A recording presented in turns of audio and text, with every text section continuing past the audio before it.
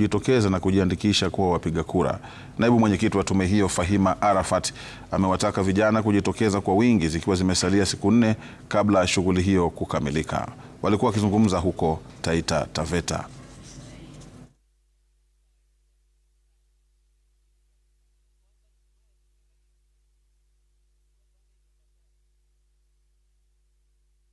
Tunajua ni siku 5 zimebaki, na kwa hivyo watu wajitokeze wajiandikishe, kwa sababu baada ya tarehe 28 tutafunga kule mashinani, tutarudi maofisini.